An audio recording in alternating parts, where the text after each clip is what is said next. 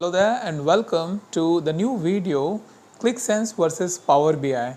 So in previous two videos I have shown you the difference between the Tableau and QlikSense and Tableau and Power BI, and this time I am comparing the QlikSense and Power BI.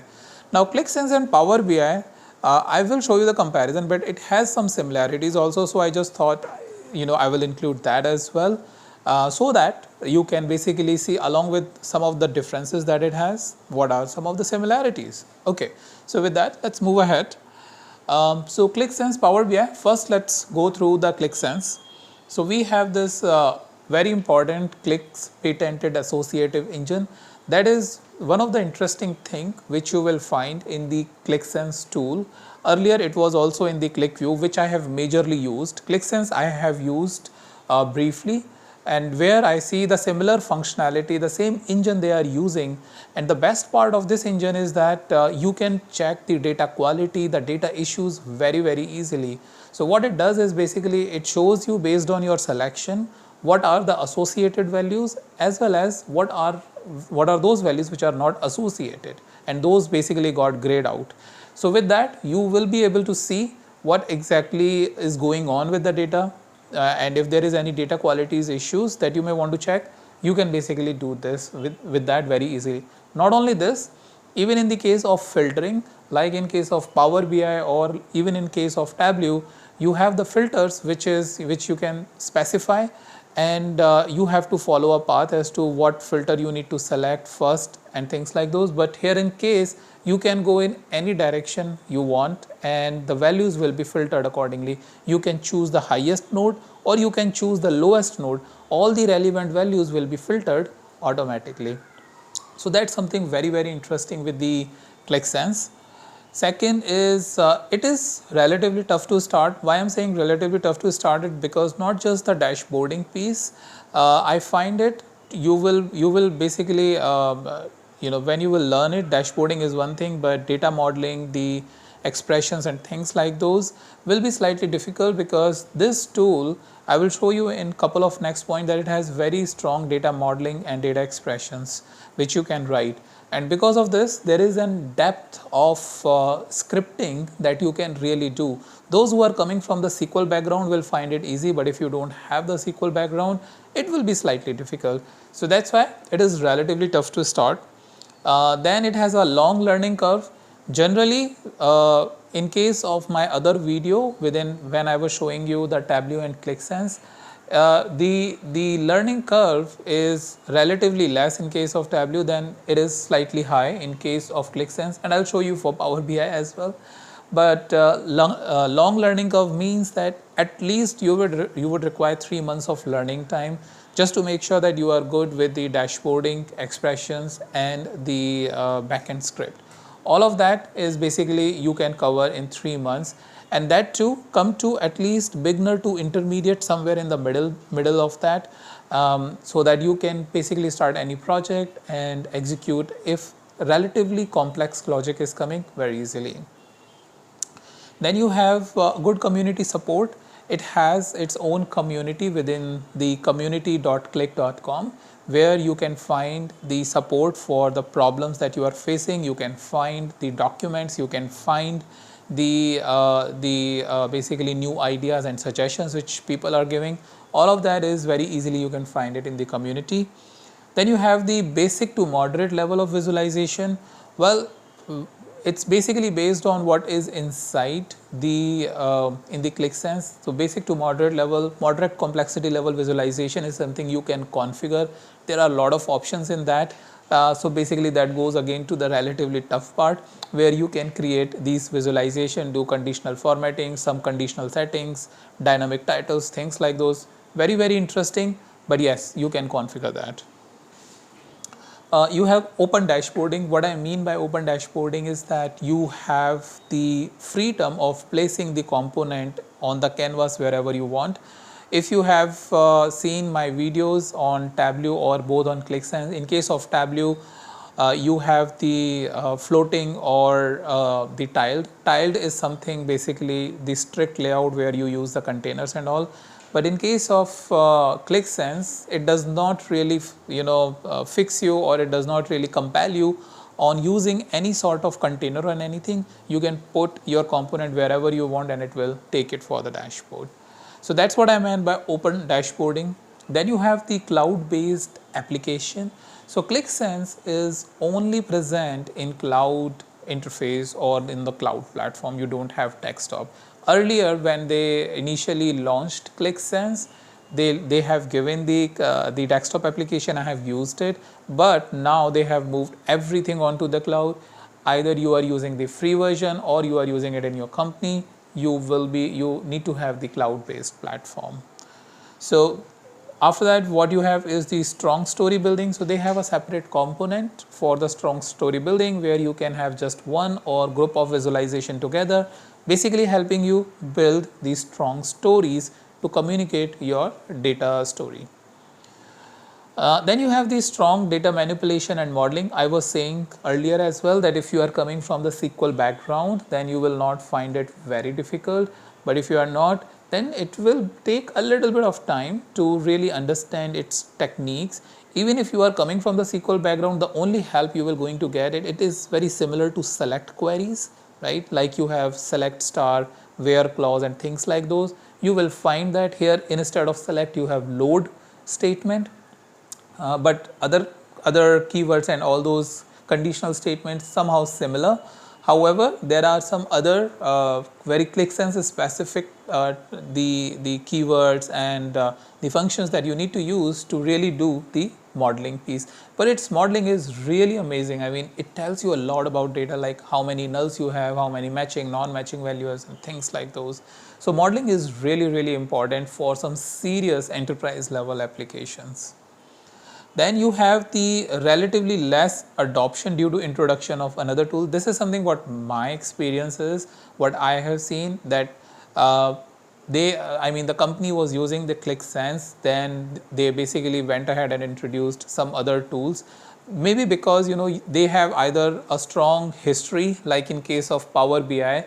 In most of the companies you have the Microsoft stack, and with that, when they push the Power BI, it's relatively easy for a company to adopt, right? In case of a QlikSense, where they have their own this single tool as a QlikSense as an offering, even though it has some great features, but when it comes to using the entire stack, or entire stack is Microsoft stack, focus is going on why don't we have just one vendor who is supporting all our data needs. So that's what I've seen basically is being pushed out little bit or singled out because of the history. Or in case of tool like Tableau, right? Tableau is something which is there from from almost like 12 or 13 years as far as I remember. I remember I've seen it first somewhere around 2008 or 2009. And since then I'm seeing that how quickly it is adopting the changes or ask of the developers, and there is a huge, not just the inbuilt or in Tableau inside community support like you have it even in the QlikSense, but outside community support is also very strong. So you have lot of people who actually know the Tableau and have got an expertise by doing the community level visualization. And that's where the push come when these different people join the organization.